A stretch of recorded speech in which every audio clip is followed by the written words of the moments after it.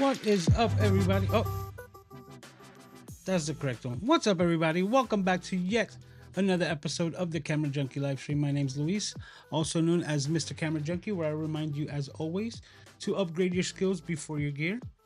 If it's your first time here, welcome.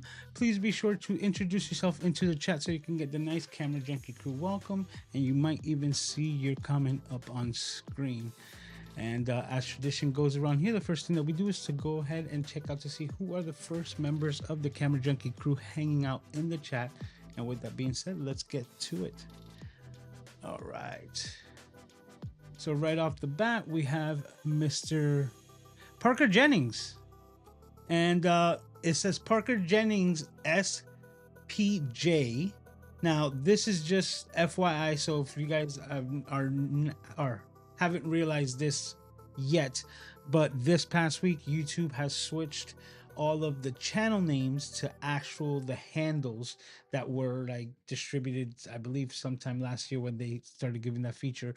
So if you actually didn't go into your YouTube studio in your channel and select an actual like handle name, it might have reverted you to the original handle, like the original channel name, or even just giving you something generic if your channel name is like already been taken. Luckily for me, when the handles came out, it was at Mr. Camera Junkie, just the same, so I was able to grab that. And now that they've made the changes, all of the comments on screen are gonna have an @ symbol, like Mookie here. It says Mookie MC. It says, hello, I promise to be in my best behavior. Mr. He's getting started early. You should be good, Mookie. He's saying hello, hello.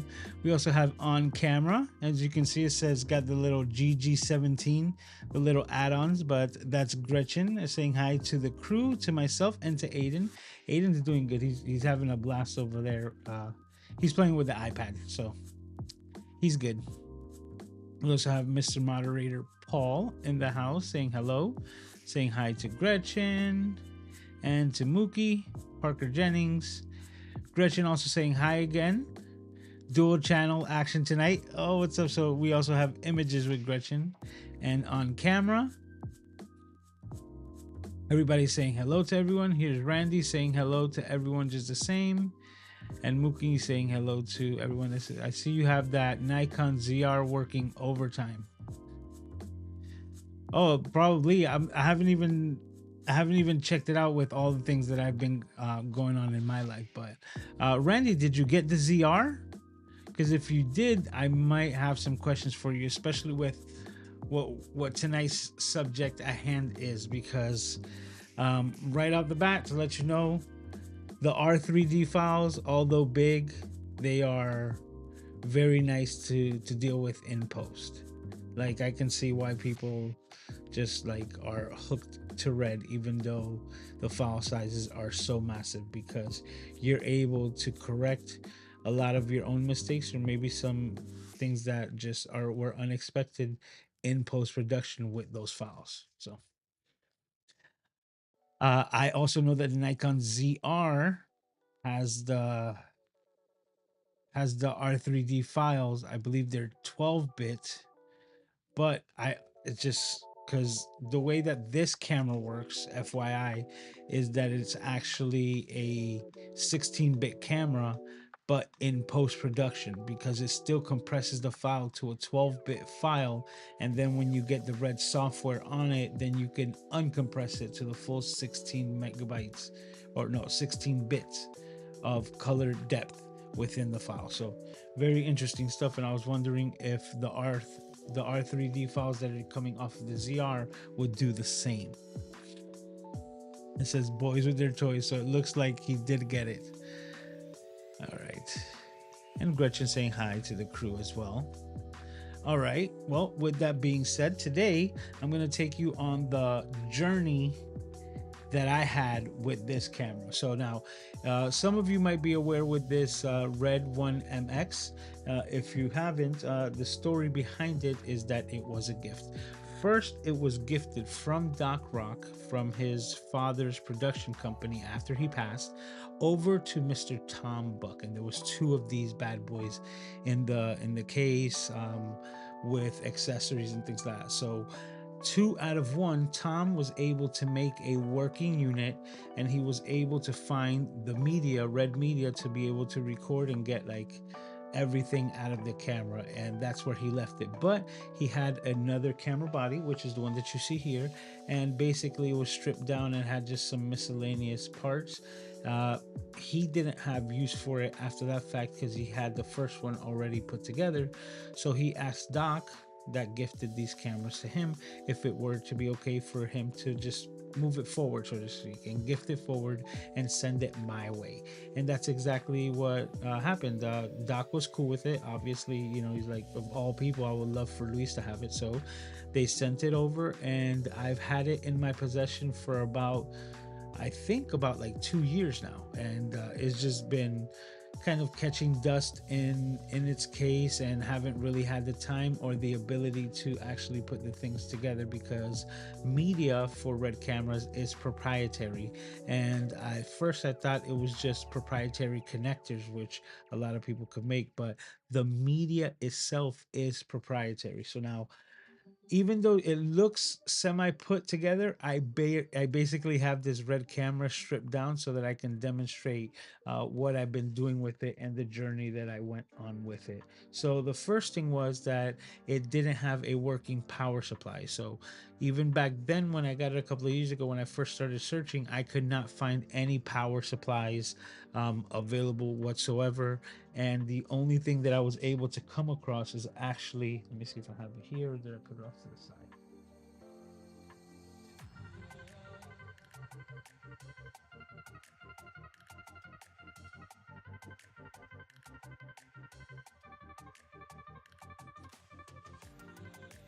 Yeah, I actually don't even know where I put it right now. But what it was is that I was able to find a connector for the power here, but the connector was only to a D-tap battery. So that was good enough to at least let me see that the camera turned on. So that was the first step. Once I got the camera to turn on and show a display, is when I started seeing what exactly was able to be done with it. So now, did I leave those bags over there? I did.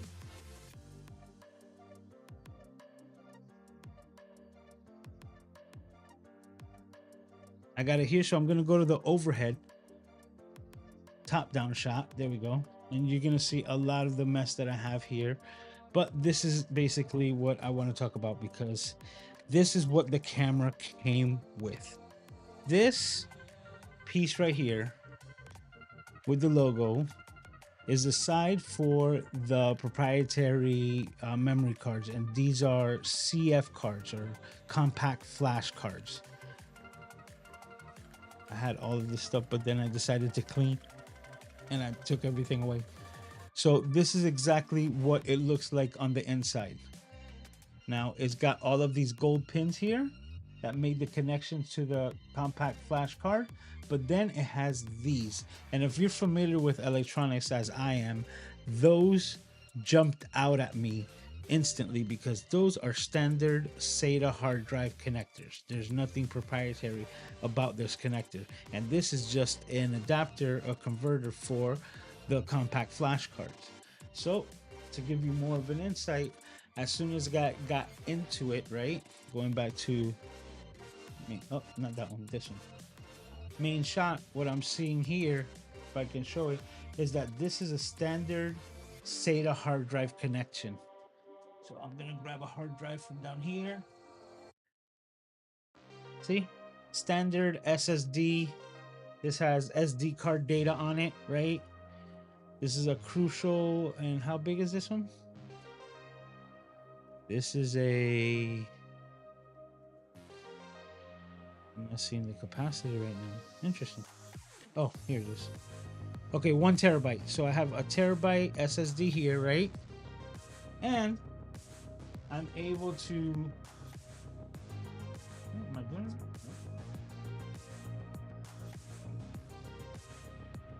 Connect the hard drive as such. So right there, right off the bat, I'm thinking I'm in business. So because I have, as you can see, it says my SD card data on here, the first thing I did was order a standard SD card, I said SD, SSD, solid state disk drive from Amazon. I think it cost me like $17. And I connected it to it. I turned on the camera and it said that it found the drive and that it needed to be formatted. I was elated. I thought, like, I got it. Like, this is just going to be a piece of cake. So, I was able to format the drive and it did connect to the camera. But the first thing that it told me, it says speed was not verified. And I was like, what does that mean? And what speed not verified means on red cameras or red media is that you're not going to get the full functionality out of the camera. It's recognizing it as a storage device, but because it's not a red certified media and it just knows it's a generic, SSD, then it only limits the camera to 2K. Now, 2K wouldn't be the end of the world. You're like, yeah, you 2K, you can maybe upres it with some other programs in post, or you could use definitely 2K for 1080p, and if that's your deliverables, then you're in business. So with just starting to learn the camera a bit more, I was like, I think this is very usable even at 2K. And then I started to recognize the differences between that and the other formats, is that it's not giving you the full sensor readout and then only limiting the file size to a 2K output.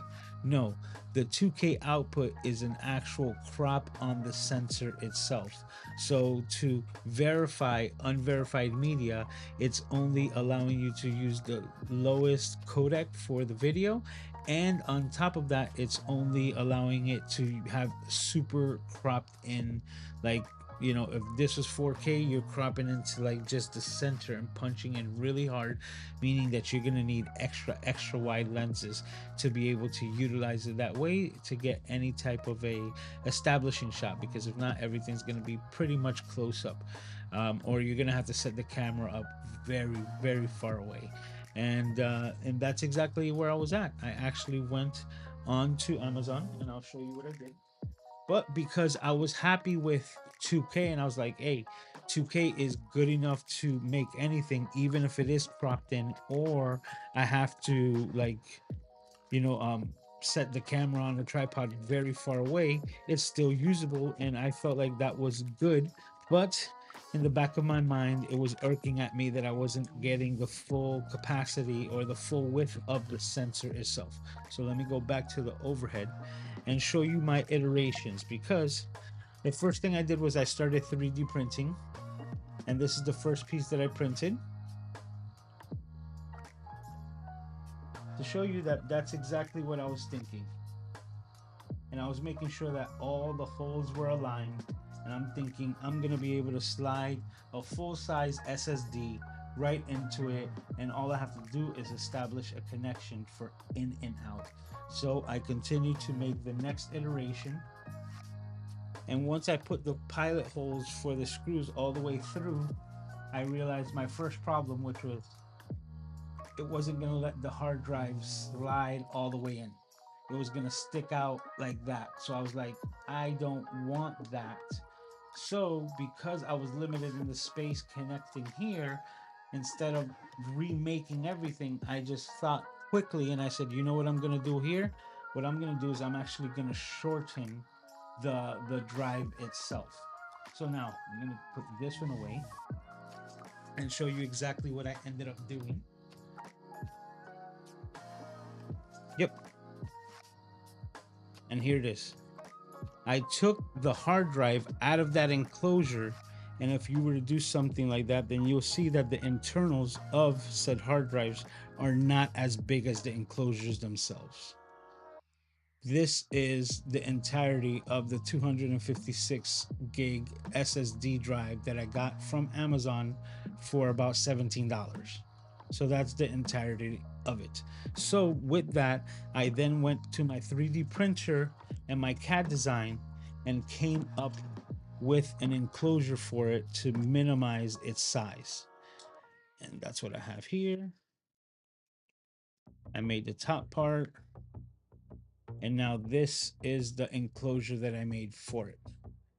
Much, much smaller. Now that fits within those parameters, and it allowed me, if I get it correctly, yeah, to make this piece right here. And this was the final product out of the testing. And I think I demonstrated this on stream before, but I was able to connect this adapter here to it. And once in place, I was then able to connect and disconnect the hard drives and have them not protrude so badly that they could have been knocked around or anything like that. And this is exactly what I started using. But like I said, once I got into my head that I wasn't using the full width of the sensor, I was still trying to figure out how I can get my hands on actual red media that will allow me to actually record with like the full functionality of the camera. So what ended up happening next, I was lucky that I was still searching on eBay and I came across some memory cards, and I purchased them just to make sure that I could get everything done. And these are the same types that Mr. Tom Buck found himself, right? For the original systems, these are the compact flash, and I was able to test them. What also happened with this is that I purchased 3. Yes, Aiden? Aiden is requiring something from me real quick. Let's go back to the main shot. Mr. Man. This guy, say hi to everybody. He's not having it. Okay, let me go figure out what he's asking me for. And I will be right back. Dad duties.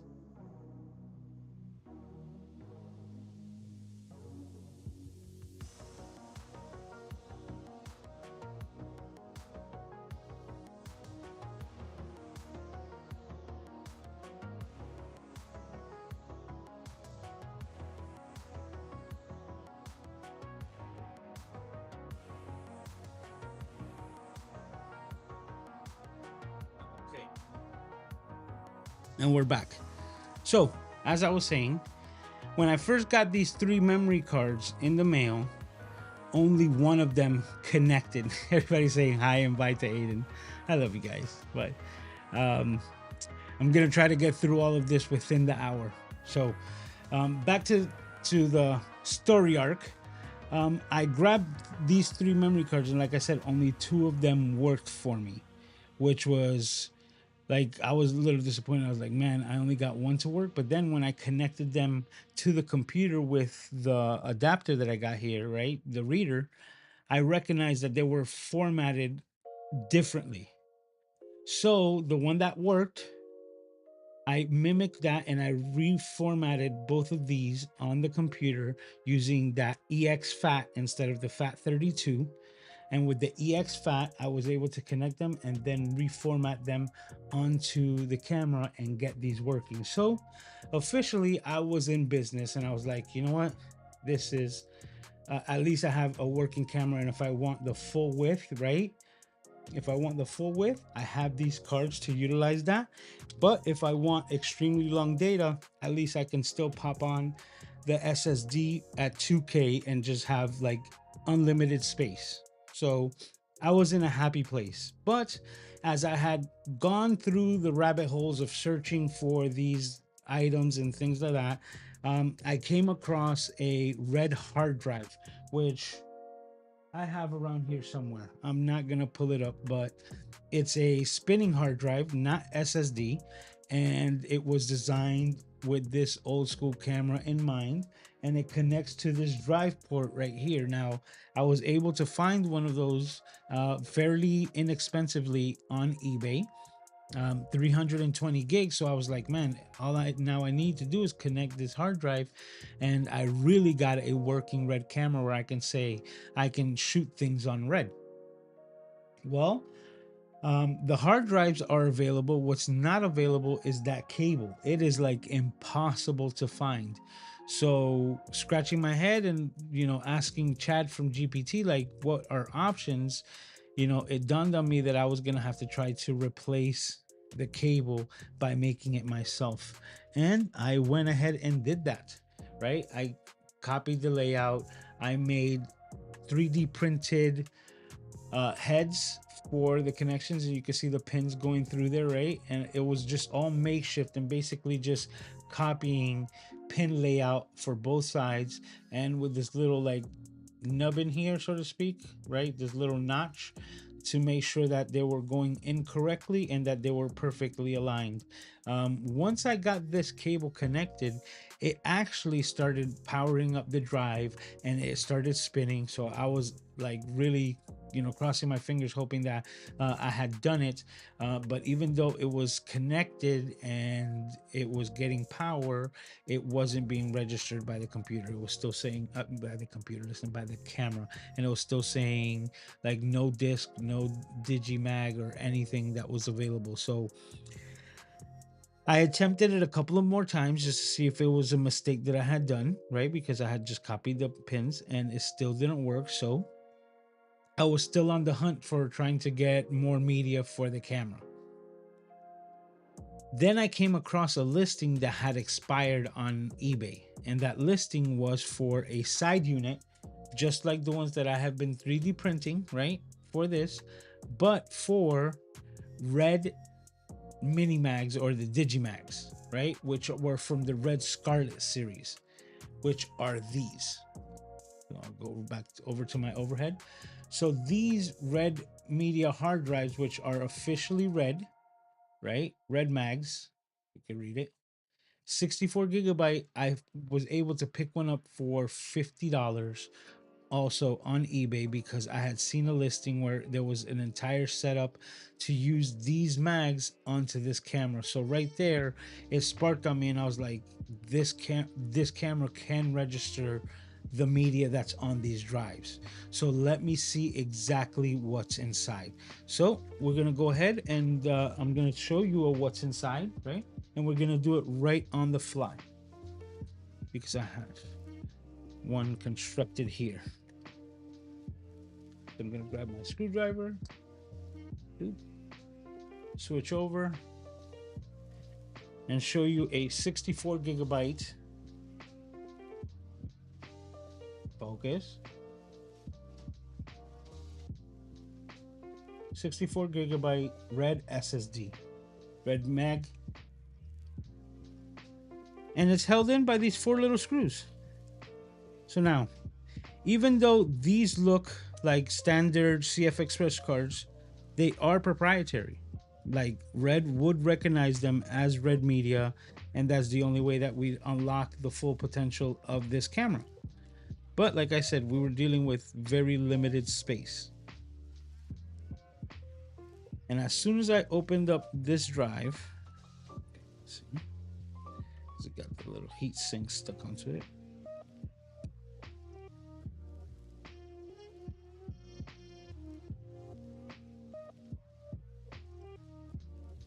Let it go, let it go. There we go, bam. All right, got the cover off. This is what we're looking at as far as the internal SSD. The first thing that I noticed is this right here, which is I was expecting all of this to be one piece, but it's not.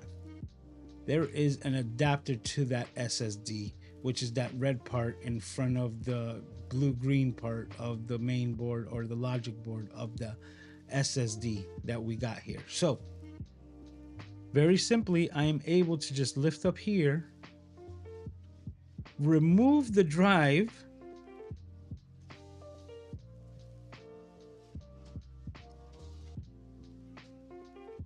and disconnect the adapter. And this is what we're left with. This is the official red media. Now, the red media has a standard connection. Now, it's not standard SATA. This is actually called mini SATA or micro SATA. Hold on. Micro. So it's not mini, it's micro SATA. And that's when I was like, a micro SATA connection should be easily converted to a SATA connection, which is what we have here. So I went on to the interwebs once again, and that's when I came across this piece of hardware right here, which is the saving grace. This is a SATA to micro SATA connection. Focus, there you go. It's got that little notch on there to standard SATA. So now this fits here easily. Bam, bam. And now I'm able to use that connection to connect the drive as such. So let me use this shot. And now we have a SATA connection here. And we turn on the camera, it recognized the drive, and we were in business. Now we're cooking with spam, like Doc likes to say. So right away, the first thing I did was make a conversion of the door that I made, right? But with the space for this new adapter.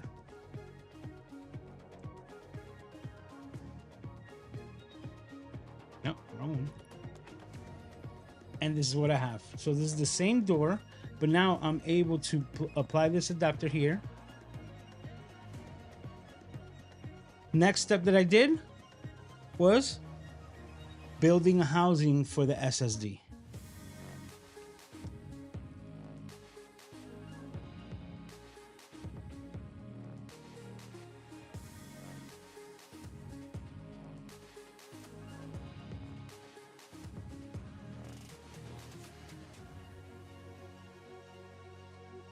Got a new lid labeled 64 gigs. This music matches perfectly with this part of the live stream. And we have our official red media with its connections, with its adapter, ready to rock and roll. And then I wanted to make sure that this didn't fall out, so of course I made a top for it with the screws to lock it into place. So now that is officially done. But the reason why I'm not going to lock it in place right now is because I want to show you something else I did. As soon as I recognized that this worked, I hopped onto the interwebs again and ordered more of these connectors, right? Because I wanted to make sure that I had as many as I needed. But why? Because I also needed to make a docking station, which is what I came up with here. Very simple block, right? But that block has the same layout for this connector. So the connector is going to sit in here. And because it's a SATA connection on the inside, right? As soon as I lock it down, and of course I have the screws to hold everything nice and tight, I have the ability to use my SATA connection for my hard drives and connect it to the other end. So now USB-C to the computer connected to my docking station. So as soon as I get my second one of these adapters in the mail, which should be getting here within the next week, this next week, I will have this dock ready to go, and it could just sit right here on top of my computer, ready to import and export media. And because it's, like I said, it's just the adapter in the box for it, right? I can use basically whichever connection that I have, as far as it's a SATA to USB or SATA to USB-C, like you see here.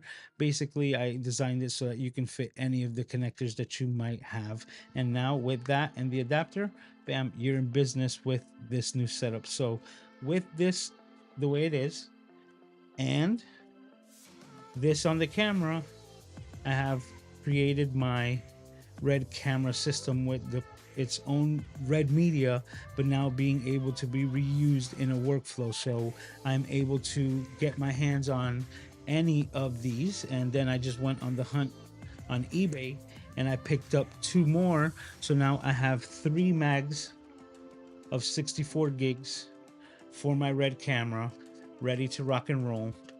And I've already done some recording of video. Now I have it on the other computer, so I don't know, let me know if you guys actually want to see that, because I'll bring it over and then just put it on display. I played it on that monitor in the back for my sister earlier today, and even she was recognized. She's like, wow, that looks like a movie. And all I did was just show her some footage that I was recording of my 3D printer printing out some of these back pieces of the camera lenses, the camera caps. Now, you would think that that would be everything, right? But this camera came with a PL mount, right? This is the positive lock from Ari.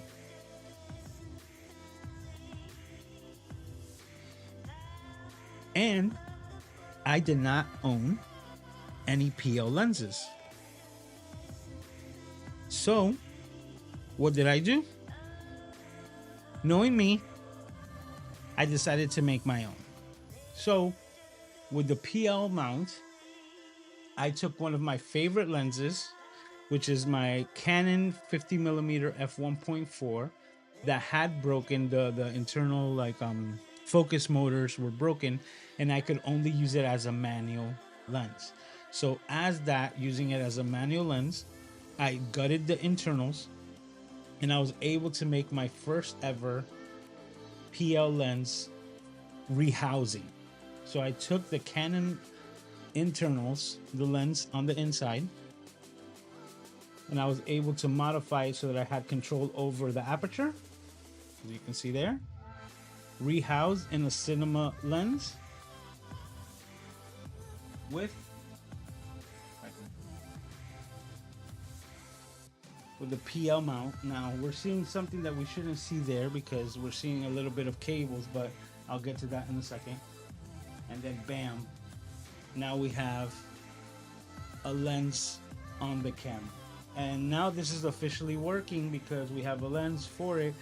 But now this is where I did not stop, because there are other mounts for this camera that is not just the positive lock from Eric. So now I have my first ever rehoused, remounted PL lens, which is another achievement as part of this build. But I went deeper even more and decided to say, what if I didn't have the PL lens mount, which is what I'm about to show you. This is the Ari positive lock PL mount, and I disconnected it from my red camera, and now basically it's exposed. The sensor is just exposed. This is something that you will never see, something so stripped down.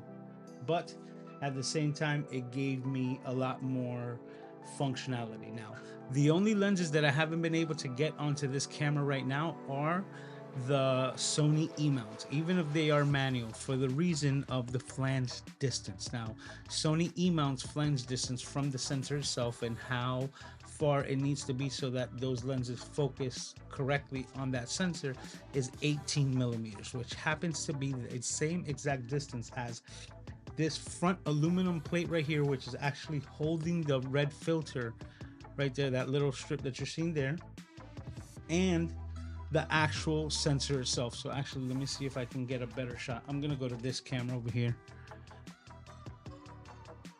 Is it this one? No. There we go. I'm gonna bring it over here. Now, some of you might have never seen this before, but this little line here with the circle with the line crossed through it, right? Can I zoom more? Actually, you know what? Oh, I got an idea. Bam.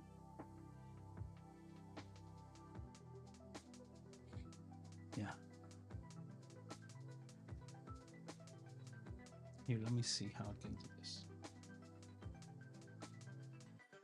Oh, perfect. Floating iPhone camera. This is going to give a much more detailed shot. And I could add it to the other ones as well. Good job, Lewis. Smart thinking. So, where's my mouse? There we are.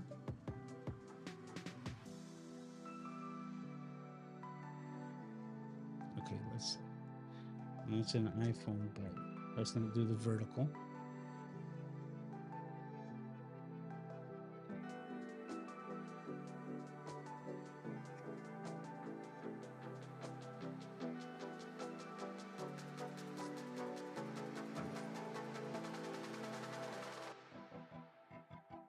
Okay, so this is what I was going to show you right here. This little line, right? Circle with the line, that's actually showing you the exact where like the actual sensor is. So the distance between that line, the actual plane of the sensor, and the front of this aluminum flange right here holding the filter is 18 millimeters on the dot. So adding the lens on top of it makes it 19 millimeters, throwing it off of the Sony lens mount. So that's the only one that I haven't been able. Everything else that I've been able to attach to it is further than 18 millimeters. The Z is at 19, like the Z mount, right? So a variety of different things that have different distances, but my vintage lenses, because they're designed for DSLRs, give me a lot more leniency, which is when I was able to come up with this. As you can see, the layout is the same that you can find right here. The screws came off the positive lock mount from Ari, and this is the design that I was able to come up with. Now this cable is connected to a pin layout for only red camera lenses, like red branded camera lenses. And what it does, I believe, is that it transfers EXIF data, but it's not something that's really proprietary to all the other lenses because it's only something for red cameras. But I didn't want to get rid of the cable, so as you can see, I balled it up right there as tightly as I could. But to show you a better shot, I also cut out a section in that for that spacing so that we're able to throw it in there and hide it and like lock it down. So now that it's locked here, right, stuff that in there, then throw it here. Is the iPhone tripping? I think it might be.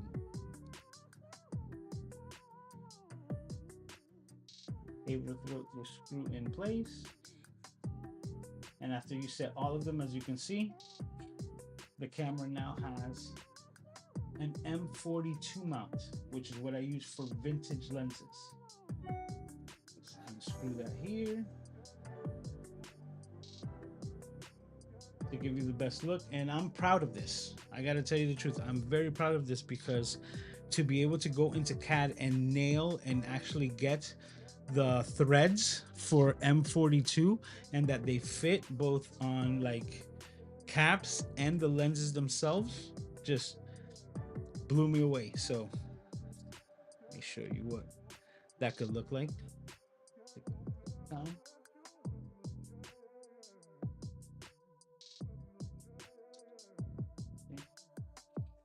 Man, that it just is threading so nice.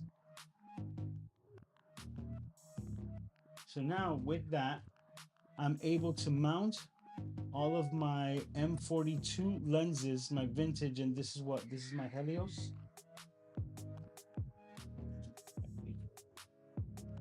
Yep. So my Helios 44 M4 58 millimeter f2 is now on here. As you can see, with all the screws nice and tight, we're good to go. But I'm gonna take that off to show you what I did next. So let me go back to the overhead real quick. So to give you a better look at what I was able to accomplish, and this is the correct focal flange distance, I think it's 46.46 millimeters away from the sensor, and I'm able to throw my vintage lenses on my M42 mount or thread on it. See, and it works perfectly. But at the end of the day, it's all plastic, right? And these are metal mounts on metal lenses, and the bigger that they get, the heavier they get. So I wanted to see how I can reinforce that. And then that's where I want to share with you guys the biggest idea, the biggest like brainwave that I can say that I got when it came to making these mounts, right?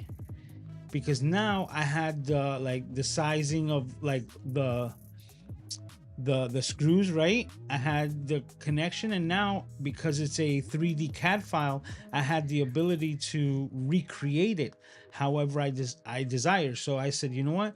I have the M42 ready to go. What can I do next? So I created basically the same design, right? But basically that it didn't have the threads, and it was just there as like the core so that I can try to design other mounts. Now, what I the brainwave that I want to share with you guys that hit me was that I actually purchased.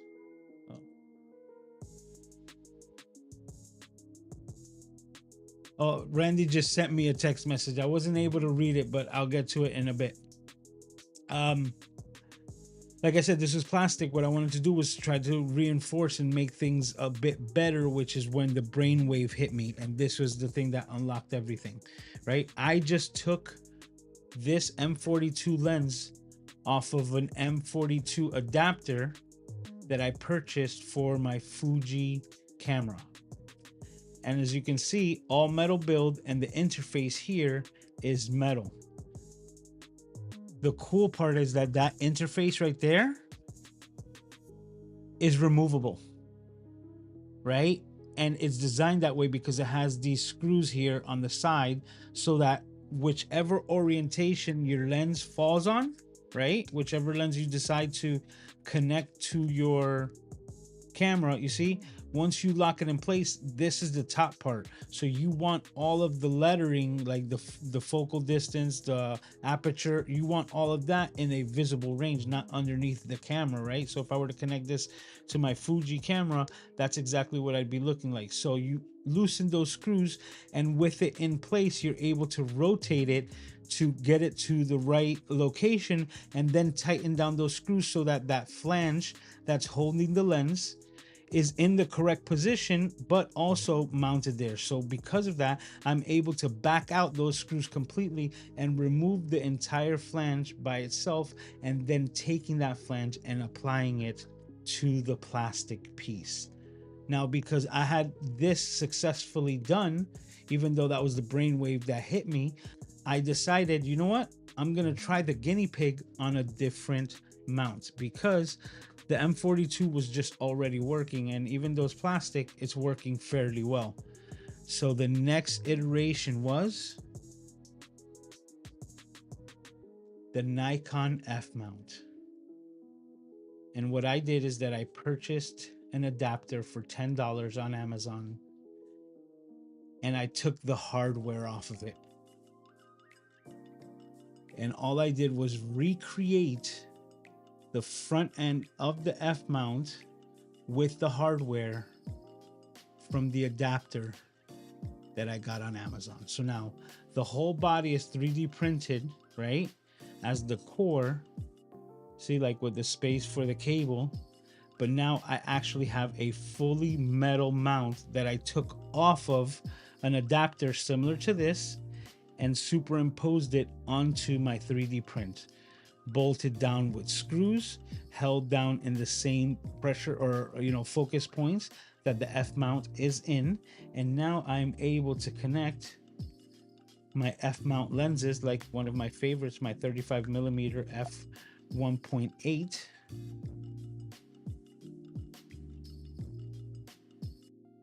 and it's got that satisfying click,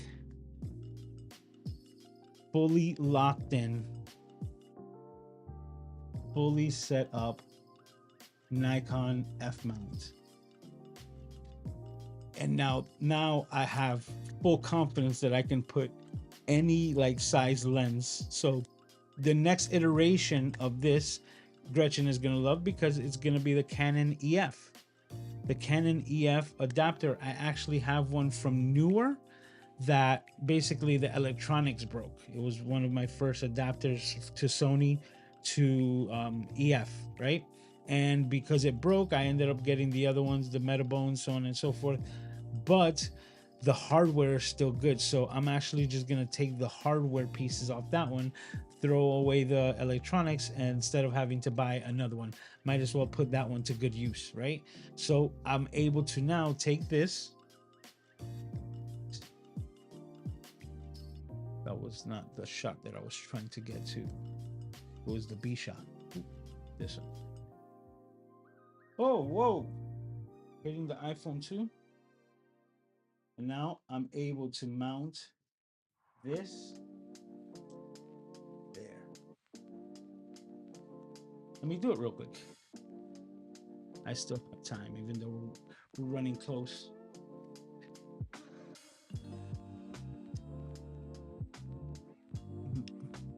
If you haven't done so already, please hit the like button. It's highly appreciated. So once again, I'm going to take excess cables to not crush them. Put them in set location.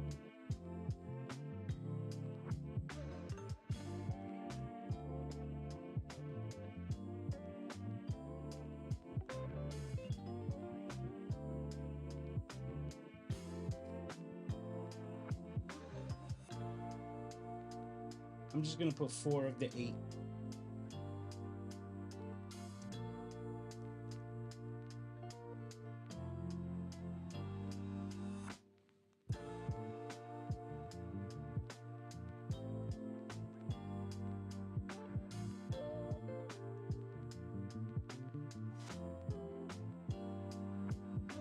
I just love how everything's aligned. Like as soon as I put the screw in,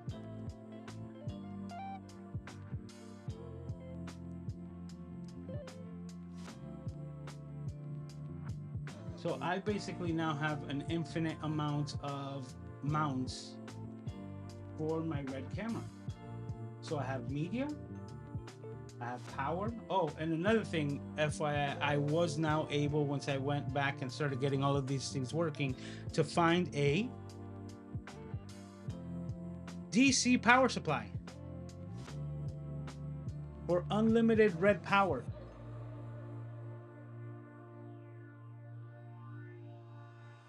Put it in right. Unlimited power. But if you thought we were done, oh, we're not done. Because I said I fixed my camera, right? So hypothetically, right, we can come over here.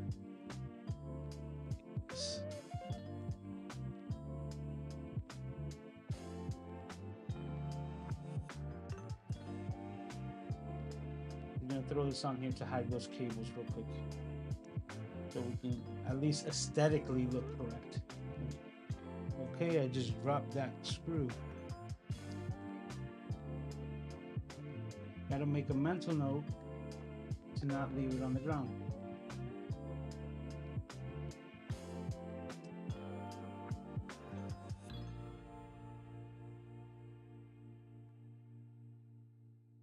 Okay, so that just so it doesn't look all broken. So now we have a mount, we have power, we have media. Let's throw a lens on there. What was it?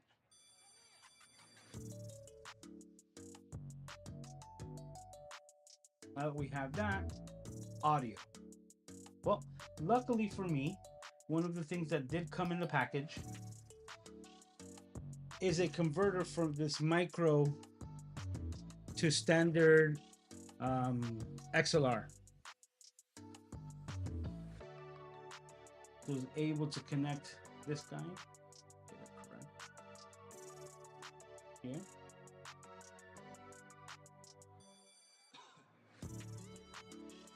And then now with the XLR, I'm able to connect my standard XLR microphone. Now this is from my Sony, but unfortunately there's no mount for this.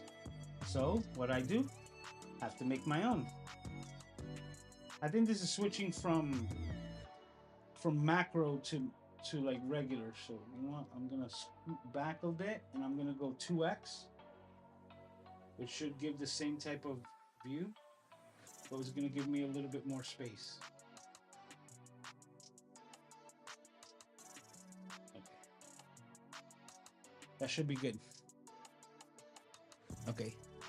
So I needed to create another part, which is I needed to create an adapter. Now, the internal shaft diameter of this holder here is actually 19 millimeters. I'm standard to like the new 15 millimeter standard that we're using for a lot of things, like including my focus. So I had to then start to make new things for the 19 millimeter difference, right? Or the 4 millimeter difference. So going back to my overhead, this is what I came up with. This is a 19 millimeter rod, right? And then I connected and made my first on the fly clip that didn't turn out well, so I glued it with gaffer's tape. But I made my like one of my first hinges. Now the clip didn't really clip on the design that I made, right? But the size was correct. So I'm able to drop that piece right in here, and like I said, it didn't clip, so I glued it with gaff. And now that that's being held in place there, I am able to bring it right over here, connect it, and have it tighten onto the 19 millimeter rod that I have just 3D printed. So now with this and just some configuration in the camera, we have audio, we have video, we have memory, and we have power, but I can't see exactly what's going on. So I grabbed my trusty port keys monitor and been able to throw that right on top here.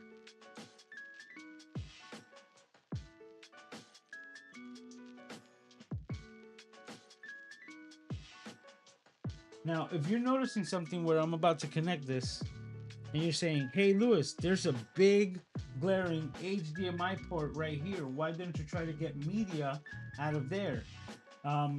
That's designed for monitors like this, and I actually thought of that, right? Oh, actually, I'm talking like this. I actually thought of that. Unfortunately, that port only admits 720p, so that's the highest grade that we can get from it. So that's unfortunate, but that's exactly what we're dealing with. But I have my Condor Blue connector here. So now we have video to the monitor, so we can see what we're doing. But I wanted to have the focus motor as well, or focus control. So one of the last things that I wanted to throw was to throw my small rig focus, follow focus. That's what it's called. Yes, small rig follow focus. So small rig follow focus setup. But like I said, this is set up for 15 millimeter rod, and this is 19. I tried, and I did, to print out what I needed. So as you can see here, I printed out a 19 millimeter rod, extra heavy duty, that converts itself to 15 millimeters. And I threw this in here. It goes. Right? I threw that there, threw this here. Why is everything so tight? And what ended up happening is that no matter how hard I tried, this is still plastic. So whenever I try to throw the focus, it will flex and bend away. You can see it moving back and forth just by me like tugging on it. So even though I did my best attempt, this was not successful. So I started looking for 19 millimeter rods, and even though that they were just basically comparably expensive as the 15 millimeter rods, just didn't really have any other use for them besides this same exact rig. And the other thing that hit me was that if I actually wanted to add more accessories, the accessories that I'd be purchasing now are also going to be running on 15 millimeter rods. So I would be shooting myself in the foot by purchasing 19 millimeter rods when mostly everything's going to be using on 15. So I purchased the 15 millimeter rods. So what did I do to mitigate this? Well, I 3D printed and designed adapters, right? Simple little adapter that will hold a 15 millimeter rod and then convert it to 19 millimeters. So I'm able to slide those right on just like so, and now lock these in to those positions, and it's holding the 15 millimeter rod without a lot of extra bulk using the built-in 19 millimeter clamps. And it's giving me the 15 millimeter metal rod that will now allow me to run the follow focus without any issues because it's made for it, right? So let me show you what that looks like.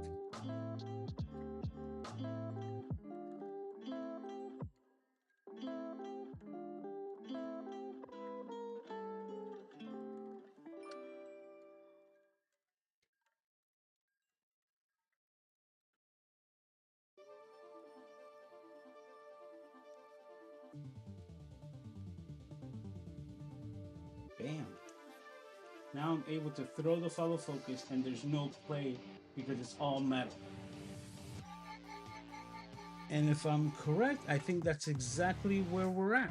Now we have audio, video, memory, monitors, lenses, follow focus, and infinite power.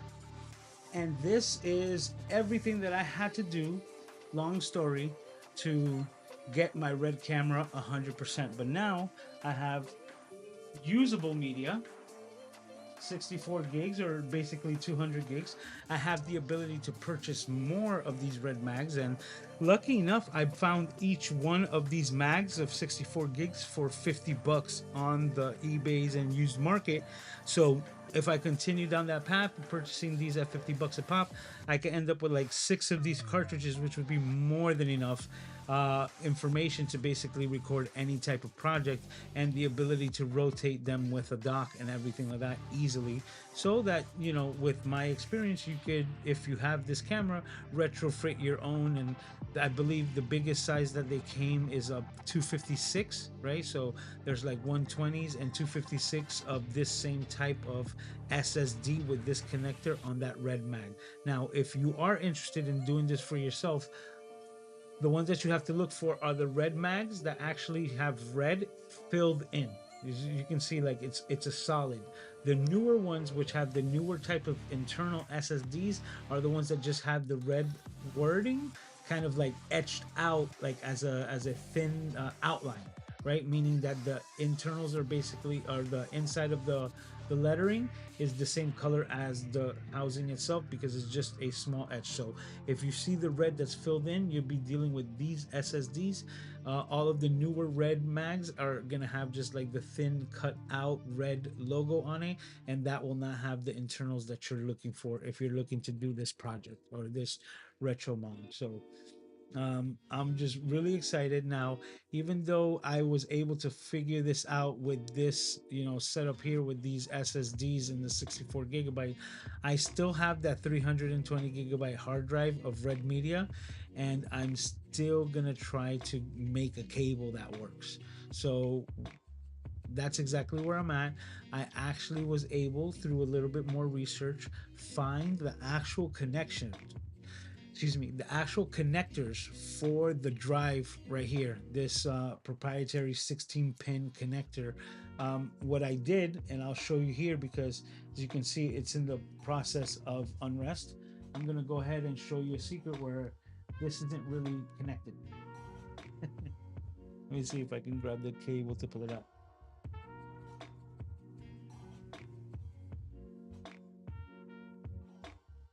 Yep. Ah, secrets, right? So this is the proprietary 16 pin. Well, actually, it's not proprietary. That's the good news about this. This is the 16 pin connector for the drive. But I started looking into it, and as I was messing around looking at the cables and how they were like paired together and the pin layout, I saw the brand and it says Lemo, Lemo, and then it gave like a part number. So, of course, I threw that into the Google machine, and I was able to find the company in China that makes these parts. And I got 2 of the connectors like this that are ready to be pinned, ready to be connected as cable connectors that will go in here, and is the actual connections from Lemo that Red used for their cameras itself. So this impossible cable, right? The impossible cable that cannot be found, and people were charging like up to $400 just for the cable itself. I'm going to be making one myself, and I just want to make it as a proof of concept. There's some more research that I had to do in learning of those exact pairs, because what I did with my cable was I basically just did pin to pin.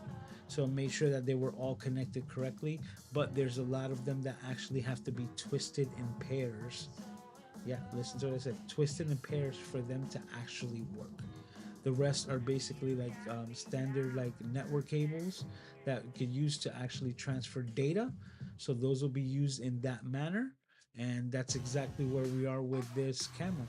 Like I still want to get that media, because that media is also found like in excess on the used market.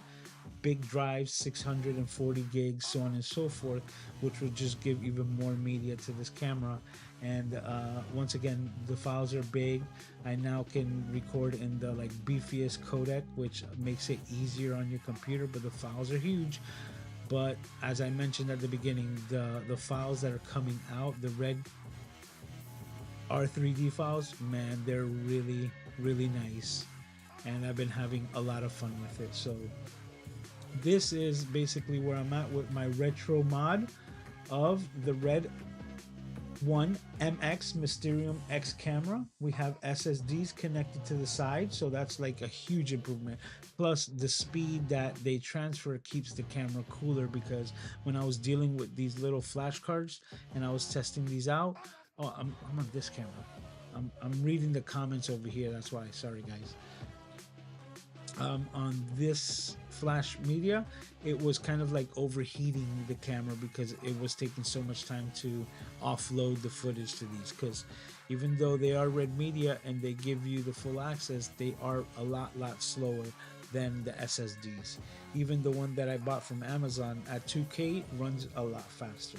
But to have actual red media on a red camera, so that there's no issues with it recording to it, I get the full 4.5K widescreen off of it. I can get the full 4K HD, and even the anamorphic support for anamorphic lenses, which is another thing that I want to throw on there.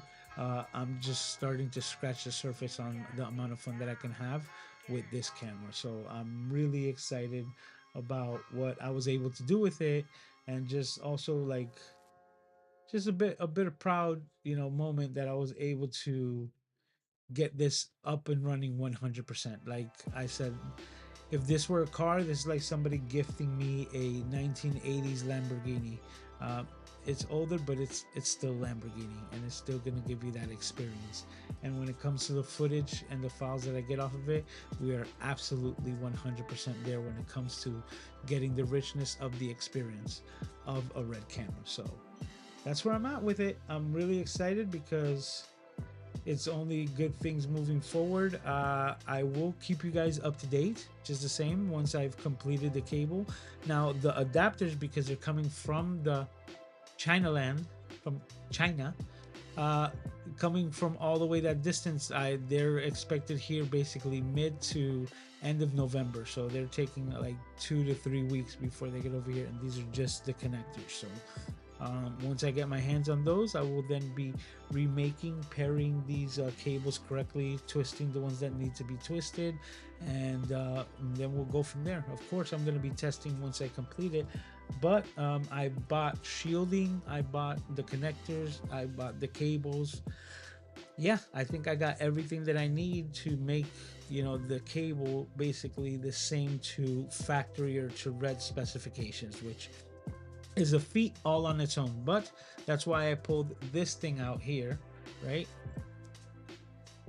So that I could actually make sure that I'm connecting everything correctly and that I have the schematics correctly. Now, somebody that's been helping me out a lot is Mr. Chad from GPT. I basically have an entire section with things where I made him a MX or a Red 1 MX camera master. Basically, he's got all the information. He's got all the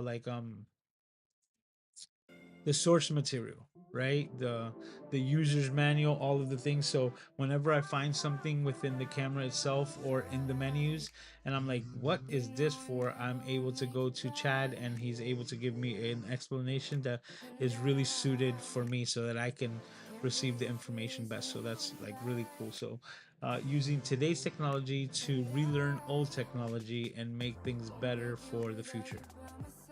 Yeah, we're gonna have to rewind that, but I'm really excited for it, and I'm just like I said, it's a bit of a proud moment. It's like having a Ferrari that I was able to, like a barn find, right? Like found it in a barn, and now be able to get this going 100%.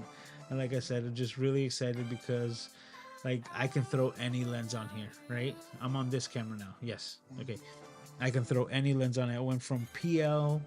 I'm gonna be making a Fuji mount, right? Basically, any adapter that I can find for a mirrorless camera, I'm going to purchase it online in its most inexpensive form just so that I can get the hardware out of it and do that. So even though I have this mount here that is functioning in plastic thread for M42 lenses, I am still going to make a new version that's going to use the hardware from here and utilize those 3 points to secure it in place so that I actually have a metal connection to the lenses themselves, which is just ideal. So Canon will be up next, then the M42, then I'll probably be doing Fuji, and that's like where I'm at now. I'm off to find more lenses, more cinema lenses for like Canon EF, Nikon F,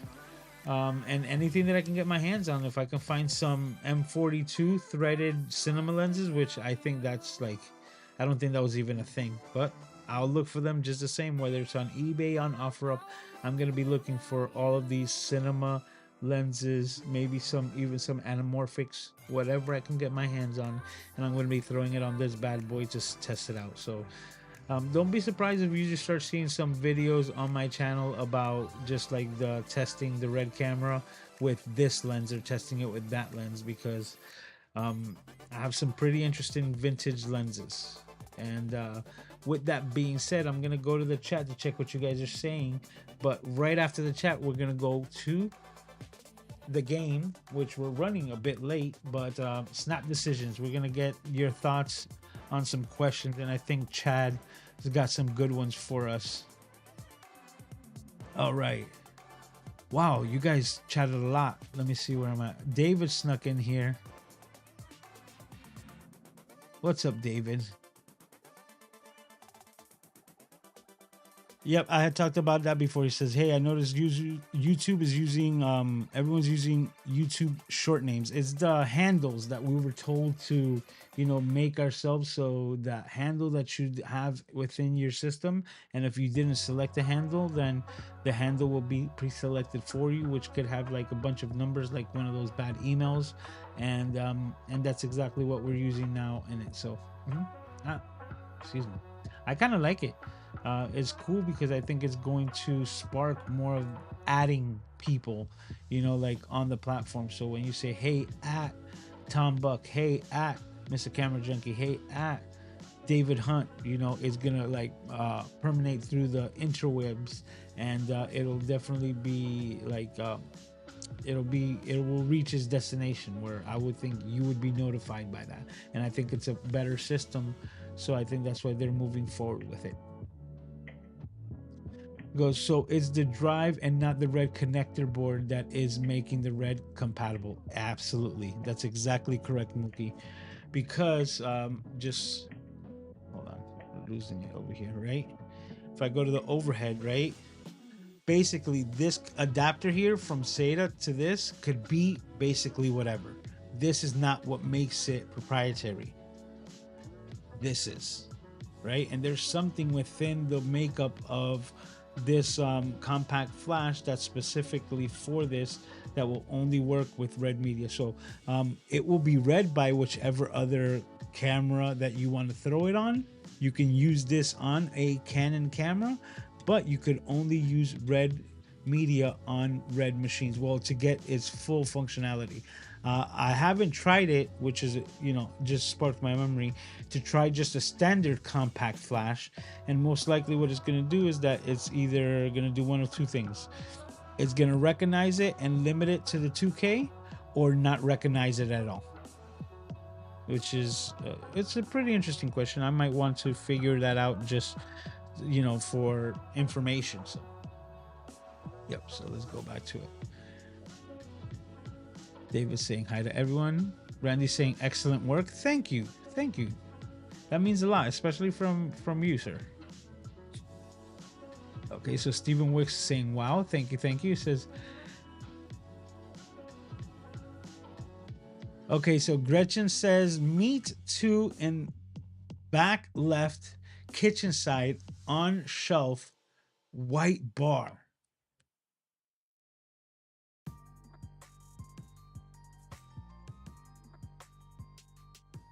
Huh? Let me see if I'm reading this correctly. Let me see where Gretchen says it. And you know what? Here, let's do this.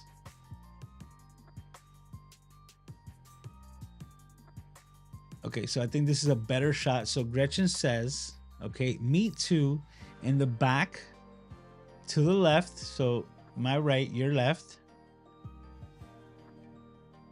Kitchen side on shelf with white bar. So I'm going to give it to her because right there we have the white bar, but the shelf is my 3D printer.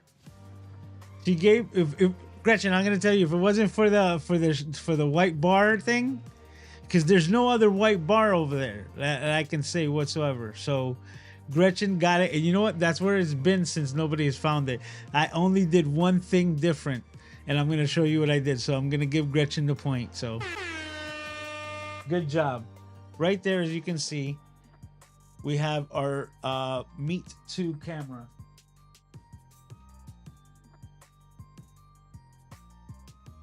And that's the way that I had it on there last week. Because I had it at a bit more of an angle, I didn't think that it was as visible. So it was a really good hiding spot. So I just made it front facing today. And Gretchen got it. So that made all the difference. There you go. Meet 2 points for Gretchen now. I also told you guys, and you could hold me accountable, but I'm apologizing now, which is I said that I was going to have the scoreboard ready for this week after the first 4 weeks. I had a really interesting week with my father, back and forth to the hospital and things like that, including that I just picked him up from the hospital just before this live stream, so I wasn't able to put that scene together and get all the information. I don't want to talk out of the side of my mouth, but I know that I believe K-Wall has like 3 points, I think 3, maybe 4, and I know Grandma Goose got a couple as well, so I don't know if this is 3 for her or if this is 2 or 3 points, so I'm not sure. But this was week 5 of the Easter egg hunt, and Gretchen got a point this week. Let me see if anyone else found any of the others. It says fun canister next to the third lens from the left on the bottom row.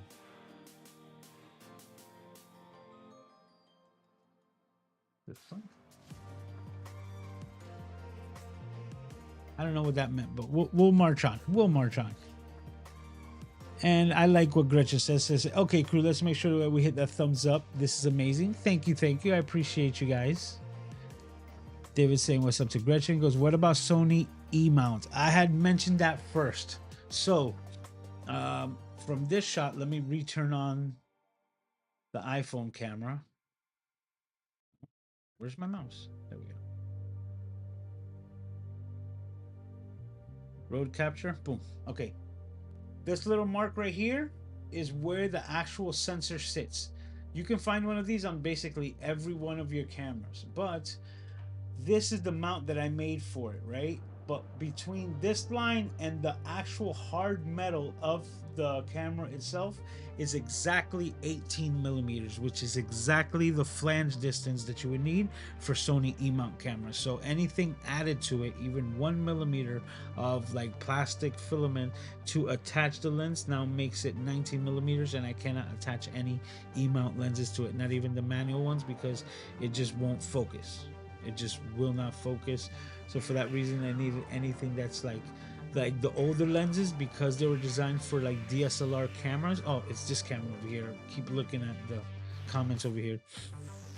Because they were designed for DSLR cameras, they actually have the distance because they were designed that way. So the elements within the lenses were designed to shoot the image further back, because they had to get past the distance where the actual, mirror was on the, single lens reflex cameras, right? The SLRs, right? That distance in there had to be crossed and then hit the film, or in certain cases, the sensor behind the digital SLRs, to actually create the image correctly. So because there's more space there, I'm able to create that distance through the 3D printing on these cameras and get an accurate, or basically infinity focus and correct focus onto the camera. But the older lenses, because of that design of the elements themselves, are better, which is one of the things that mirrorless takes advantage of, right? Mirrorless, because there's no box or no mirror that needs to be there like in an SLR, then what you have the ability to do is to scoot the lenses closer to the sensor and eliminate that space, and that's what Sony did. But for that to work, they had to rearrange and change all of the elements within inside the lens, so that the focal plane is actually not further back, but exactly like at the end of their lens, because that's where the sensor is going to sit. So it makes everything a lot more compact, but at the same time, it makes it basically impossible to like retrofit onto other systems. That's why the only camera lens system that can take E-mount lenses right now is the Z mount, because of the fact that it's at the same exact distance as the Sony lenses at 18, I think it's 18.5. But more importantly, that the opening for the Z mount lens is so big that it allows for basically the E mount lens to live inside of it, thus allowing an adapter to be made, like the one that we have, the mega adapter. The one that I have is newer, right? And it sits in there, and then it can still like go back to the 18 millimeters instead of the additional like 1 millimeter added on top of it, and sync the E mount lens directly to the same focal plane that it has on their lenses. So Nikon, because of this, is the only one that can retrofit E-mount lenses that basically has that ability right there. So that's where we're at. E-mount is out of the picture. But the good thing is that because this is also manual lenses, you can basically get any of these manual lenses for different camera types. So, like I can find some for Fuji or for this or for that, and because the focal distance will be just that much different, will still allow me to create an adapter for it. So now I basically have limitless lenses, but I'm also having fun looking for old school vintage lenses that I can get my hands on, whether it's Nikon, Canon, or M42, whatever it may be. The only one I haven't even attempted was Micro Four Thirds, but we'll continue. So I forgot the cue. We're good. Steven also says, question, wait, the camera is up and running. Do you have any footage? I do have footage. If you guys willing to see that, we got thumbs up. Randy's saying I'm awesome. Thank you, Randy, man. You're awesome as well. You, sir, camera are the good. I was able to do a lot of it. Got to jump. Have a great week. All right, Paul. Thanks for hanging out. This is way to go, Gretchen. Okay. Take care, Mr. Moderator. Everybody's saying ball. It says film canister on the bottom row of the lens wall next to the third row. Film not fun. Oh, no, that's incorrect. That's not where that's at. So now that I got that information, that's not where the film canister is. So the film canister is in a location where it's been for like 3 weeks now, and nobody has got it, I'm wondering, should I change it to make it easier, or should I leave it there to give an extra bonus point to whoever does find it? Oh, you know what I can do? I'm putting a new twist onto this, okay? Because, and I'm gonna put it on myself. I'm gonna hold myself accountable here, okay?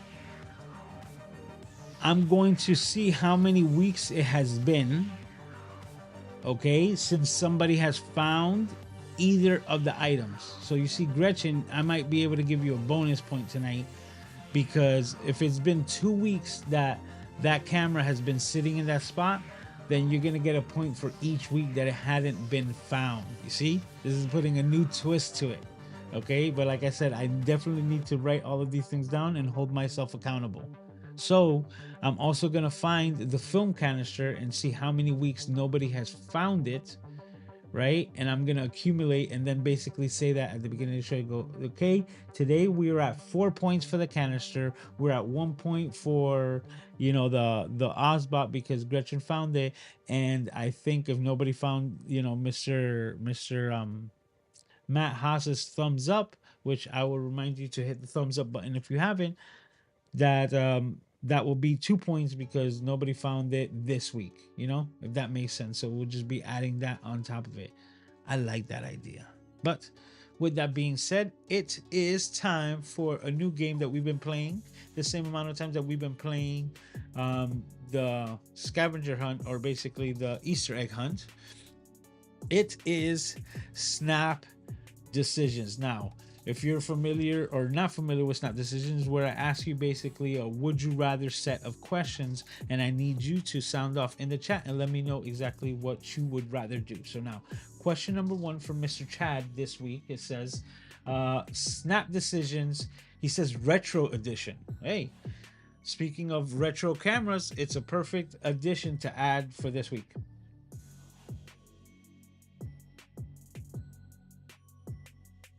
Okay. Question number 1. Would you rather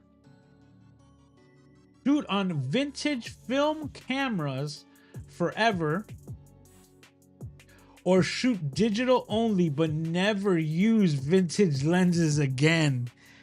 Oh, you see, I'm telling you this, Chad, he's hitting hard to me because he's really demonstrating like how I like to shoot and putting, you know, like tightening the bolts on that. So once again, the question is, would you rather shoot on vintage film cameras forever, right? So you're talking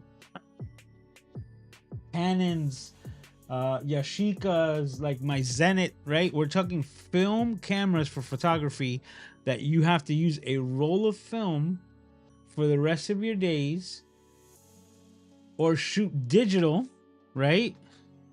Something like this, digital cameras, but you can't retrofit vintage lenses on it, which is one of the things that I love to do with mirrorless cameras. Hence, a Nikon F onto this red. So if it were up to me, this will be the way that I go. Because, as I've always say, glass before ass. Optics are always more important than the camera body, and they're always going to be newer and better things. And I don't want to fall into the same rabbit hole that I kind of just fell into this one, where you have a good functioning working camera, but because it's so vintage, the camera itself, you can't find parts for it, you can't find things to repair it, and then you know, you're in a world of hurt, so to speak. And in this case, you have the modern of digital. You can like upgrade whenever is necessary, but then have all of the vintage lenses, which is also gonna allow me to show you something new that I just got. So those of you who are still hanging out here, this is probably my favorite accessory that I've purchased in a long time. Okay. I'm seeing the response that says tears but not hoot memories, says digital but with tears. No, I would go digital, but that's the whole thing, because you still are able to get the look and feel of the vintage cameras because you're able to apply these lenses. So now Earlier, I showed you one of my favorite lenses, my Helios 44-4 58 millimeter f2, right? And this is a extremely sharp lens. I bought it with my Zenit M42 connection. So just like this one here, right? This is for my Fuji. I'm able to mount this M42 screw mount lens onto it. I have purchased a new adapter. Let me give you the overhead. This new adapter for my Sony cameras, and it's also M42. See, Photo C M42, and at least let's see if we can read what it says there. E-Heli, see? Photosay M42 E-Heli. So what is the heli that it's talking about, right? Like, what the heli are you talking about here? Well, heli in this case is considered a heli coil. Now, instead of me trying to explain what this heli coil is, I'm gonna show you. So first thing I'm gonna do is I'm gonna attach my 58 millimeter M42 to this adapter. Okay, and now that it's locked in as is, right, we have the Sony mount in the back, and this is going to give us the same exact focal distance that we need to use this as a standard lens on a Sony camera. And I'm going to show you by just attaching it now. Bam. And now that's what it looks like, right? You got your distance, you have your lens on it, you turn on the camera, and you're already seeing what's on it, and all you have to do is focus to get focus, right? So why is this so good? Well, now if you're looking through here right now, and if we can see it clearly, everything on this LCD back here is absolutely blurry, because of the simple fact that the items that it's trying to see right here, like my hand, okay, it's too close to the lens, especially a 58 millimeter, which is already on the telephoto side. So you're going to need some space between you and the subject, right? So why is this so good? I'm going to demonstrate the helicoil aspect of it. I'm going to take this and I'm going to take it from infinity, and I'm going to put it to its closest focus possible, right? So right here, I put it onto this, like onto the keyboard, and everything here is still blurry because we need about, like, I think maybe 3 to 6 feet, right? Something in that range to find into the focal plane for the lens. Unless it's a macro lens. And that's where this helicoil comes in. You're able to spin the coil itself and extend the tube to make any M42 mount lens, vintage lens, into an official focusing macro lens. I'm just like blown away. Look at how sharp that is. Why? Because now I am able to helicoil the lens further away from the sensor, thus changing this into a real-time macro lens on any M42 lens possible. And all you have to do is helicoil it back to get your standard lens. So it basically gives you 2 lenses in one just by using this adapter over your standard M42 dummy adapter, which is nuts. And as soon as I found this, I ordered it right away. It was $29. It got here. It worked phenomenally, as you can see. Just look at my keyboard. Look at how sharp that is. So dope, right? Macro lens on any M42 vintage lens. And another thing that it does is that there's, let's say you have a lens that you can't focus because it's like I have certain ones that are fixed lenses, right? Now I'm able to throw it onto this, and because it gives me the ability to move the lens back and forth in a fixed position away from the sensor, I can now use that like macro focusing as just standard focusing, and use like this very strange lens that I have. It's a 50 millimeter, right? But it's an M42 mount that doesn't move, so I'm able to now use it as a standard lens.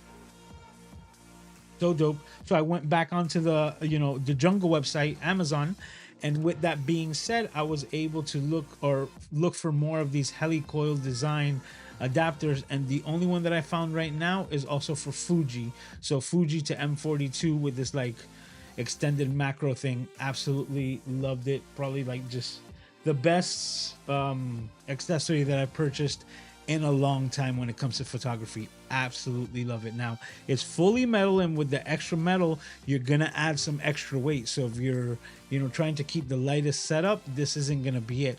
But like I said, if you're willing to deal with the extra weight, then you basically are carrying 2 lenses with you at all time, whichever you decide to put on there, plus it as a macro lens as well. So it's freaking amazing. I'm thinking about throwing one of these like vintage like 135 millimeter lenses, which is even like more telephoto, and then like get some serious macro shots like at a distance.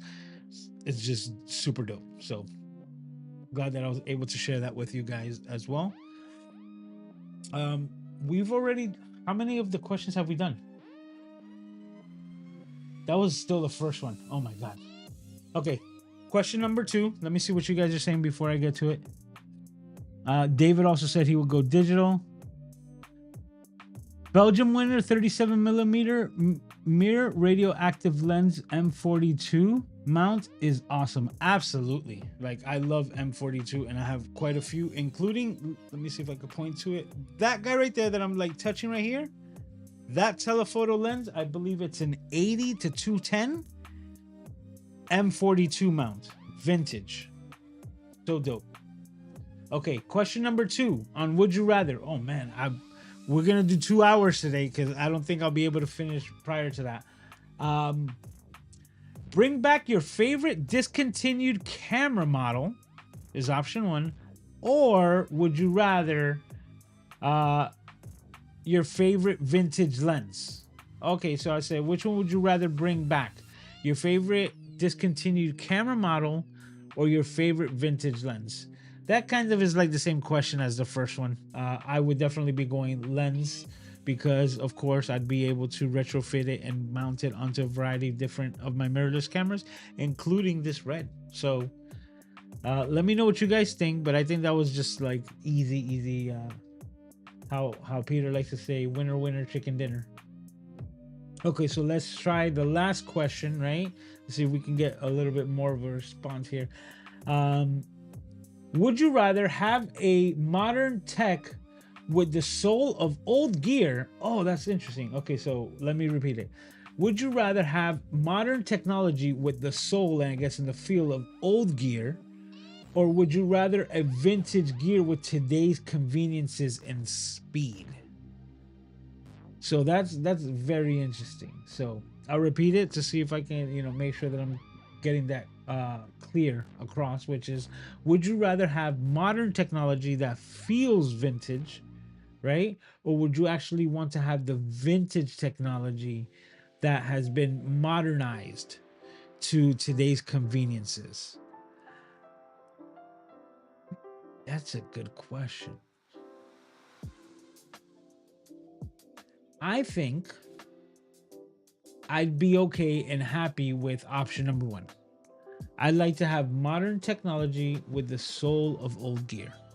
Because if it's all about the feel that you get out of the camera and now you have more options, which means less limitations, I would prefer that over than to have vintage. But you see, that is tough because also, like, if you take a vintage camera, right, like let's say I take my Zenit full metal build, it's like it's a photography or a film camera, and then have the internals be like modernized so that it is digital, it is working. That would be really cool. I think that would be really cool. But then, even though I said that, I still think that I would do the tech. Why? Because of that camera.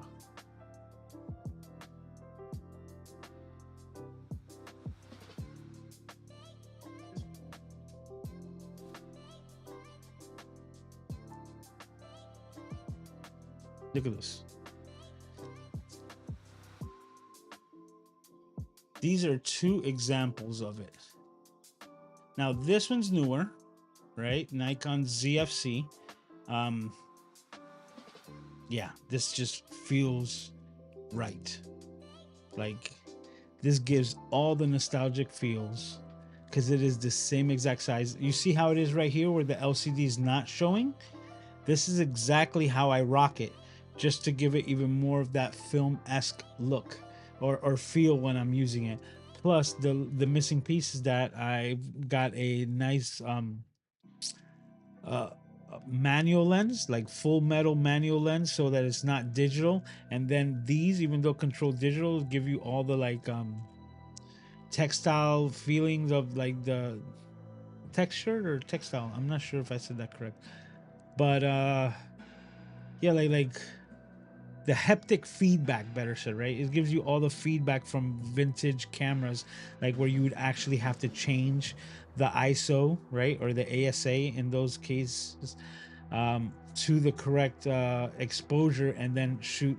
So this camera, just everything just feels right with the nostalgia. And the one that I had that was before that is this one, right? This is the Fuji XT1. And the XT1, I got this one for a great deal. Absolutely love this camera. Like, I know there's newer ones, but this camera shares a sensor with another one of my Sony cameras, which is my NEX5. Right? Is it the 5 or the 6? I always keep calling it the 5. And it's the 6. I always call it the NEX5 when it's the NEX6. And I even had Diana Gladney correct me when she had it in her hand. She's like, the 6, you mean? I'm like, that's right, it is the 6. So the NEX6 has a 16 megapixel sensor that's also used in this Fuji XT1. And similar to like what I was saying with the red camera, the photos that come off of this sensor is like the old school CCD, right? I think that's what it is. But it's still a CMOS sensor. It has a certain feel to it, and it looks a lot more film-esque.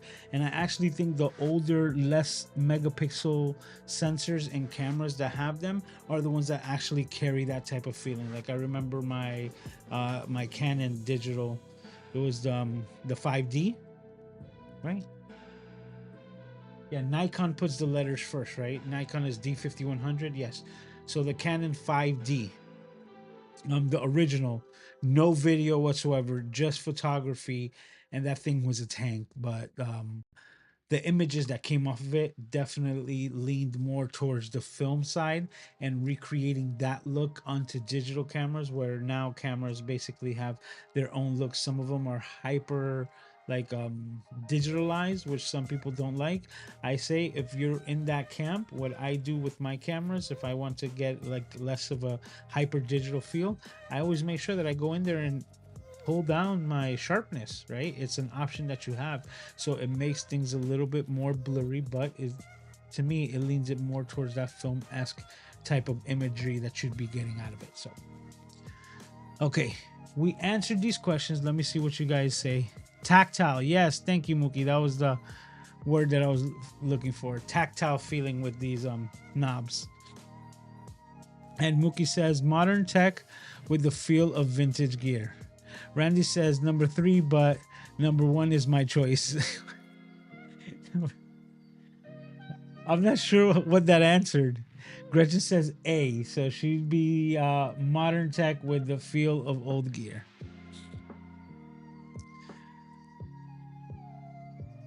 $400, do please. 400, do please, lens. What does this mean, Gretchen? I am lost here. DO, please. Let me know, because what I'm gonna do real quick is, because this guy asked for it. Well, so David asked for it. He says, do I have footage of the red? Let me bring it up.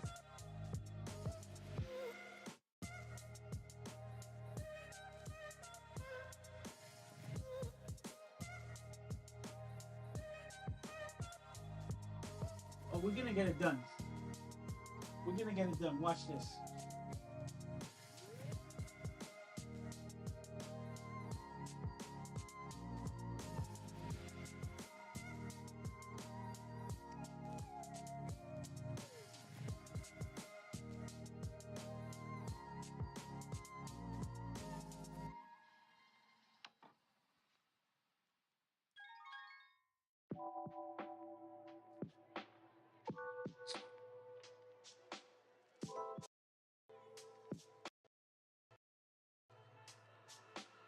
Okay, so we got a new camera.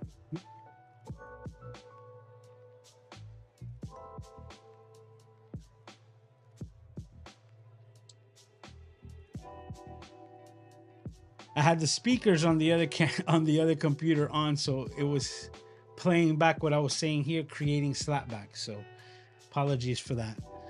Okay, so I have the camera feed from that camera. Let me go to my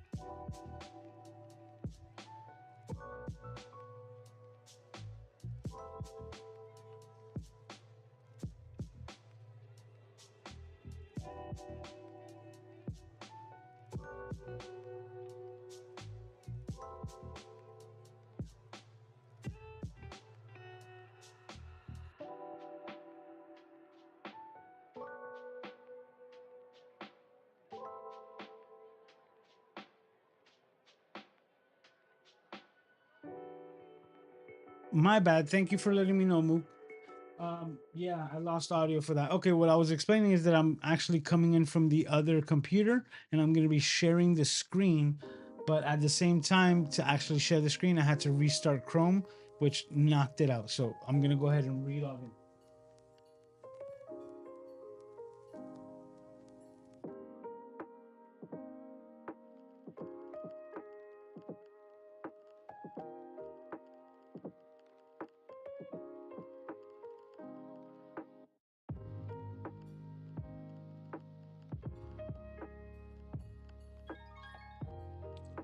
Okay, so now I'm accepting the call over here, which is this one. It's looking like crap right now. That's not good.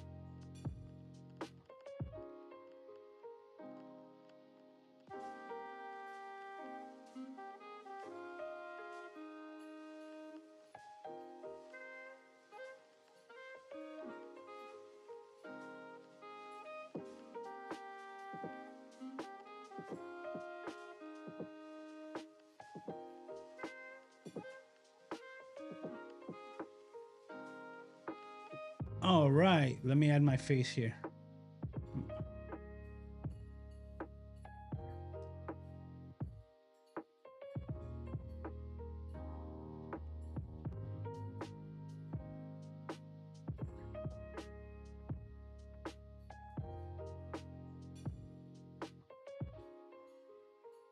Okay.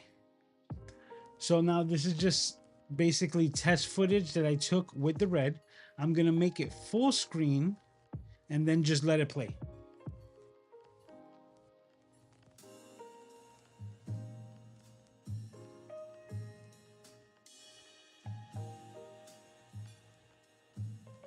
Oh, it's playing full screen on the computer, but not over here.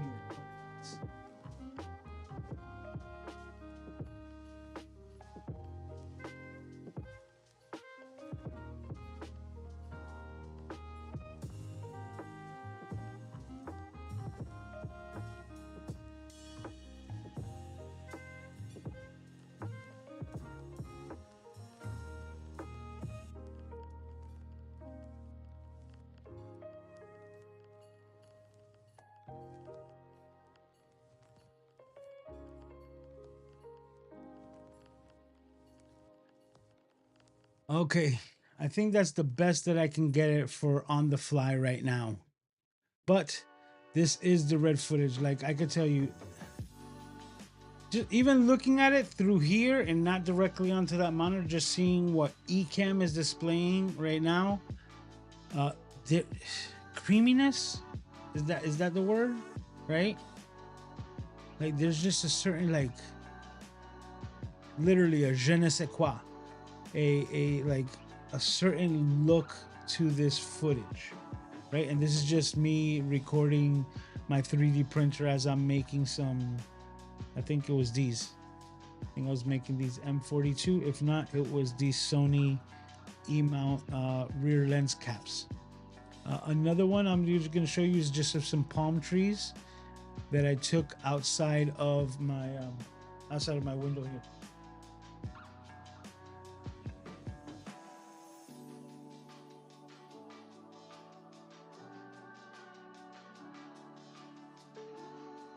And the reason why is because I was impressed. This is like stopped down, I think all the way to either F16, or is it F16? I don't think it's F22. It's either F16, is it F? It could be F22, but stopped down, and I think it was ISO 400, if not ISO 800. And what I'm impressed with is the dynamic range. Like on top of the creaminess factor, we get the ultra wide, like shot in here. This one is really cool because I recorded it with audio, so you could hear like the wind and the breeze and everything if you're, able to experience it in real time. But at the same time, you're able to see the blue of the sky, and you can see like faint clouds in the background because dynamic range is able to pull from the shadows, right? Like right here, like in the shadows where the palm tree is, where it's just basically going to black, right? More towards like the shadows within the palm leaves over to the bottom right. And yet you can still see like nice colors and sharpness in the trees on the upper right hand. And once again, like the dynamic range of the blue sky with the misted clouds thrown in there. It's just it's impressive what you can do with the R3D files. And this was straight out of camera. I haven't really messed with them in post, but if you needed to, man, you can pull a lot from the data. It's almost like when you compare 32-bit float, where we can say you can basically like not clip whether it's too high, or like recover really low sounds, and you're still gonna get good quality without it being mush. Is basically how I feel about these R3D files when it comes to it.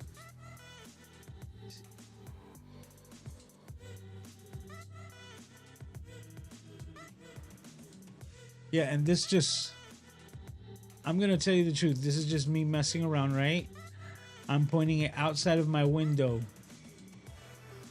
And correct me if I'm wrong. I'm just gonna say this because this is how I felt, and I'm watching it again, and I'm like, yeah. There's something to the lighting that looks so film-esque that this looks like Ferris Bueller's Day Off, if that makes any sense. There's a certain look to that movie that I get reminded of when I see this shot. And it's just weird because that's just like what registers, but like,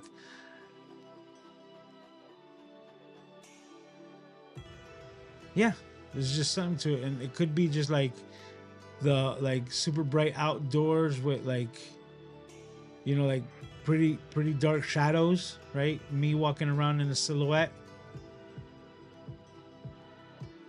And of course this is just test footage, right? But as you can see, this is the 4.5K full width, everything that this camera has, all in one shot, and all working off of these new red media 64 gigabyte rehoused hard drives on the system. So I can't wait for the other adapters to get here just the same, and just continue to start messing with this and see what projects I get into, because now that I have it, I really want to put it to use. And what this also let me realize is that on top of my love for all of these cameras and electronics and everything else, I also love problem solving. Another camera that took a lot of my attention when I first got my hands on it is this bad boy right here. No, not that one. This one. the Nikon Z30, right? It was overheating, it was giving a lot of problems. So because it was giving all of those problems, it required special attention from me. So me trying to fix all of those things had like a special like place, you know, like in my heart, so to speak, for this camera, because I spent so much time doing that, like fixing all of the problems that it could have had. So the overheating problem, I fixed it with one of these like heat sink type of cooler fans. Then and then I built the cage system for it so that, you know, you had better accessibility to the record button, and had the ability to mount a V mount or mini V mount battery to power the whole system up, both the camera and the fan that's keeping everything cool in the background. And now it's like a camera that I'm probably going to be using to replace, because this camera right over here, main camera, used to be my Nikon. My Nikon, listen, I read Nikon here and said it. Used to be my Sony A7R Mark II, which is in my hand right now. So if this is in my hand and not actually taking video, which camera has been taking video of me for like the last 3 weeks? Well, happens to be none other than the Sony A7C Mark II, and you guys have not noticed the difference. Why? Because it's using the same exact lens setup and everything like that. So there's really not that much of a difference that you can tell between my older 2018 camera over here, right? Did that come out even earlier? Might have, but still, much older camera versus a much newer camera. And that's why I said, I always say, upgrade your skills before your gear, because if you know what you're doing, you can get really good images just about anything that you get your hands on, including an iPhone. So now, I think we've done just about everything. We answered the last question. And now, okay, that's what she was explaining here. She said Canon 400D lens was my favorite Canon.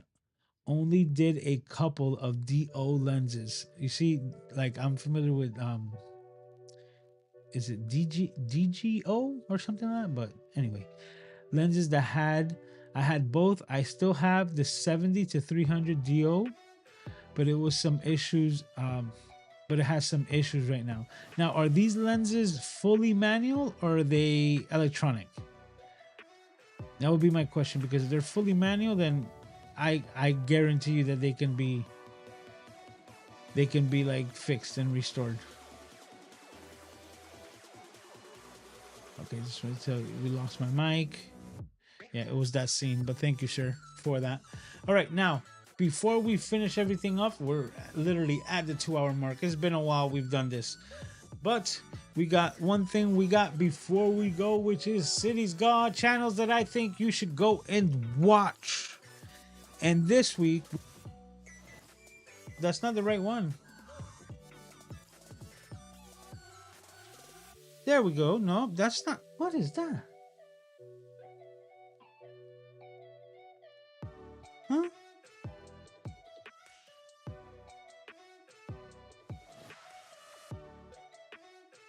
Huh? There it is. What's that? Okay. Did I get the scene? Is it up? There we go. This is who we're talking about today. Today's City's Gone. Let me put the graphic back on.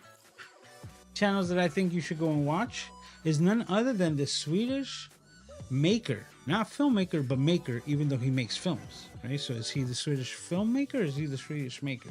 Well, he's a Swedish maker because of his channel and what he actually makes. Now, he's officially a camera junkie, but the thing that brought me to his channel in the first video that I saw is actually this one right here.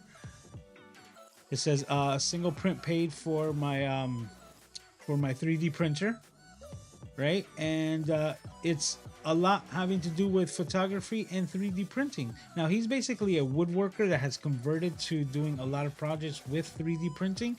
And his latest project, the latest video that he came out with, is basically I 3D printed a $12,000 camera arm, which is very interesting. It was just 15 hours ago and I watched it.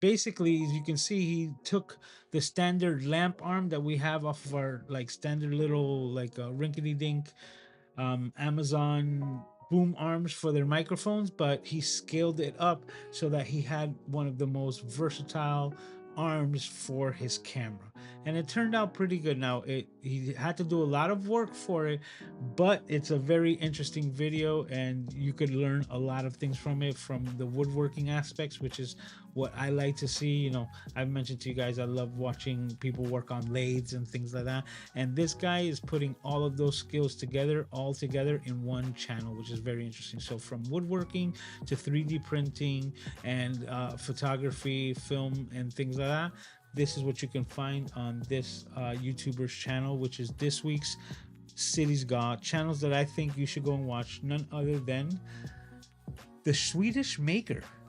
Yep, and he's got a bit of an accent, so he'll be interesting watch as well. And that's it. Yep, that concludes this week. So if you haven't heard of him before, let me be the first to introduce you to the Swedish Maker. This week's Cities God, channels that I think you should go and watch.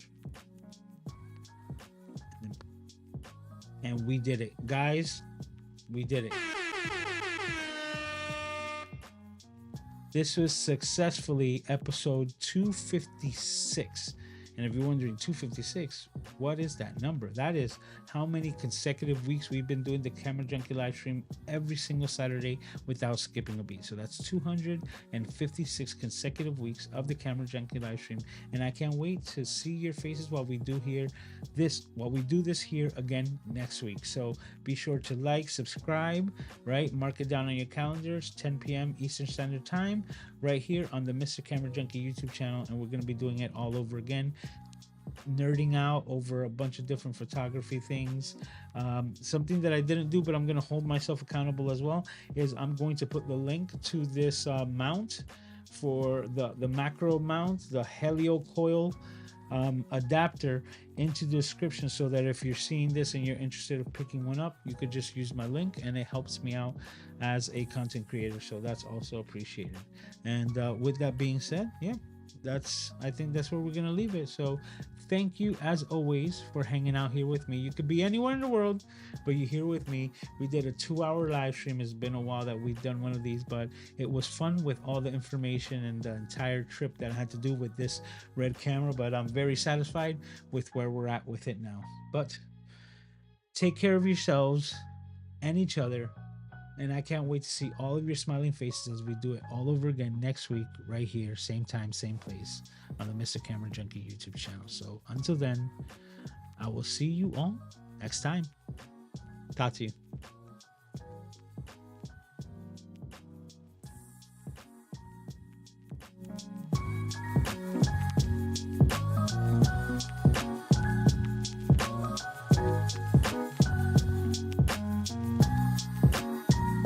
Hold on. I was putting up the comments and I seen that Gretchen says, check back, I made another film canister spot guess.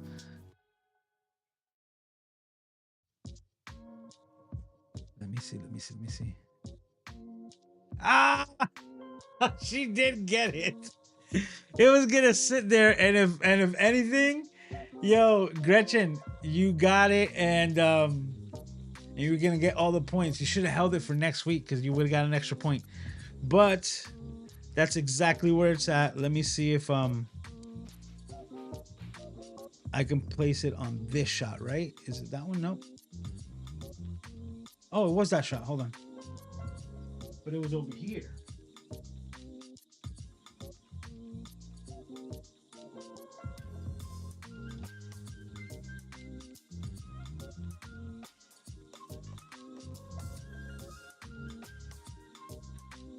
On top of the game control. That's been there.